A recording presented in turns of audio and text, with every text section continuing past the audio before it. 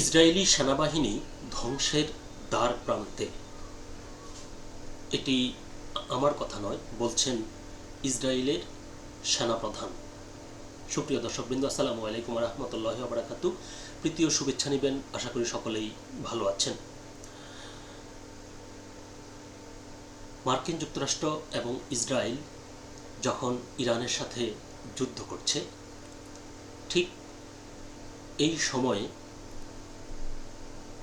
একটি দুঃসংবাদ দিলেন ইসরায়েলের সেনাবাহিনী প্রধান। তিনি বলছেন যে ইসরায়েলি সেনাবাহিনী ধ্বংসের দ্বার প্রান্তে। কথাটা কিন্তু খুবই অর্থ বহন করে। তো এই শিরোনামে দৈনিক যুগান্তর পত্রিকায় যে প্রতিবেদনটি প্রকাশিত হয়েছে, চলুন দেখি সেখানে বিস্তারিত কি বলছে, কেন তিনি কথা বললেন। খবরটি বিস্তারিত বলছে যে ইসরায়েলের সামরিক নেতৃত্ব ও বিরোধী দলের রাজনীতিবিদরা সতর্ক করেছেন, বহুমুখী যুদ্ধের চাপে ইসরায়েল ডিফেন্স ফোর্সেস বা আইডিএফ ভেঙে পড়ার কাছাকাছি চলে এসেছে। সৈন্য সংকট ও স্পষ্ট কৌশলের অভাবকে তারা এর কারণ হিসেবে দেখছেন।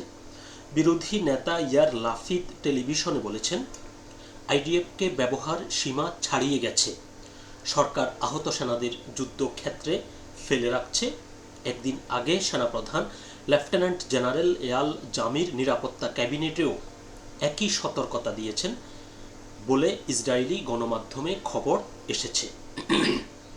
লাফিদ বলেছেন, সরকার কোনো কৌশল ছাড়া, প্রয়োজনীয় সরঞ্জাম ছাড়া এবং অপ্রতুল সংখ্যক সেনা নিয়ে সেনাবাহিনীকে বহুমুখী যুদ্ধে পাঠাচ্ছে।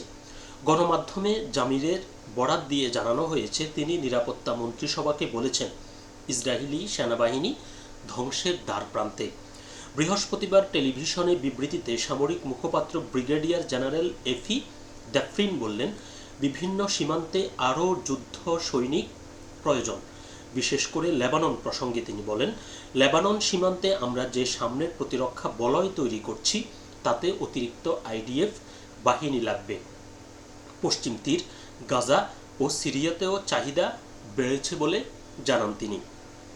লাফিদ জানিয়েছেন, জামির মন্ত্রিসভাকে বলেছেন সংরক্ষিত সৈনিকরা পঞ্চম ও ষষ্ঠ দফা রোটেশনে কাজ করছেন। লাফিদ বললেন, এই সংরক্ষিত সেনারা ক্লান্ত ও বিপর্যস্ত এবং আর আমাদের নিরাপত্তার চ্যালেঞ্জ মেটাতে পারছে না। কথাটা আমি আবার বলছি যে এই সংরক্ষিত সেনারা ক্লান্ত ও বিপর্যস্ত এবং আর আমাদের নিরাপত্তা চ্যালেঞ্জ মেটাতে পারছে না। সেনাবাহিনীর কাছে তার মিশন পূরণের জন্য যথেষ্ট সৈনিক নেই। লাফিদ আল্ট্রা অর্থোডক্স হারেদি সম্প্রদায়কে সেনাবাহিনীতে নেওয়ার দাবি জানিয়েছেন। 1948 সালে ইসরায়েল প্রতিষ্ঠার পর থেকে তারা সামরিক সেবা থেকে অব্যাহতি পেয়ে আসছেন। লাফিদ বলেন, সরকারকে কাপুরুষতা বন্ধ করতে হবে। হারেদি সম্প্রদায়ে যারা ড্রাফট ফাঁকি দেবে তাদের সব অর্থায়ন অবিলম্বে বন্ধ করতে হবে। সেনা পুলিশ পাঠিয়ে পলায়নকারীদের ধরতে হবে এবং দ্বিধা ছাড়াই হারেদিদের সেনায় নিতে হবে। উল্লেখ্য, ইসরায়েলে সামরিক সেবা বাধ্যতামূলক, তবে প্রতিষ্ঠার সময় স্থাপিত একটি নিয়ম অনুযায়ী যারা পূর্ণকালীন ধর্মীয় গ্রন্থ পাঠে নিবেদিত তাদের কার্যত ছাড় দেওয়া হয়। সে সময় হারেদি সম্প্রদায় খুব ছোট ছিল।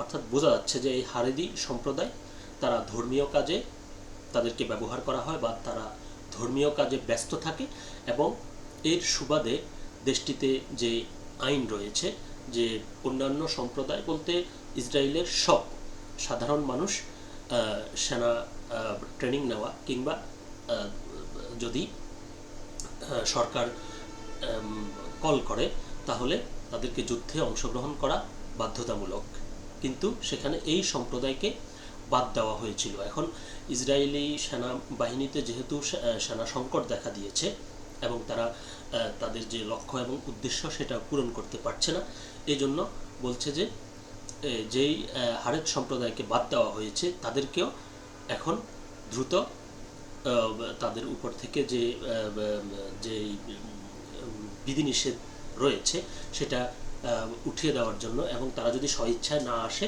তাহলে যেন পুলিশ এবং সেনাবাহিনী পাঠিয়ে তাদের লোকদেরকে এনে সেনাবাহিনীতে ট্রেনিং করানো হয় এবং যুদ্ধে সম্পৃক্ত করা হয়। অর্থাৎ এই প্রতিবেদনে উঠে এসেছে যে যুদ্ধ অপরাধী বেনিয়ামিন নেতানিয়াহু মুখে যত বড় বড় কথা বলছে, আসলে ভিতরটা একরকম ঘুণে ধরে এটাকে খেয়ে ফেলেছে, ভিতরে কিছু নেই। সে উপরে দিয়ে যতই হুম্বিতম্বি দেখাক, কিন্তু ভিতরে ভিতরে তাদের ক্ষয় হয়ে যাচ্ছে, আসলে কিছু নেই ভিতরে।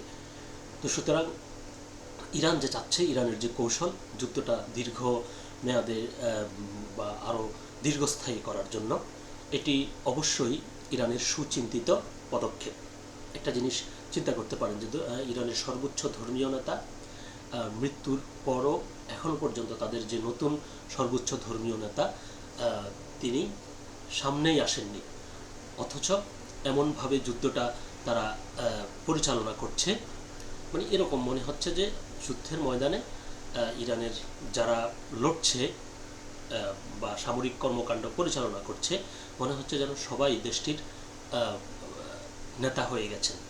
অর্থাৎ এটি কতটা সুচিন্তিত এবং পরিকল্পিত, এটি ইরানের যে প্রতিরোধ, তাদের সেই প্রতিরোধ ব্যবস্থা দেখলেই এটি বোঝা যাচ্ছে।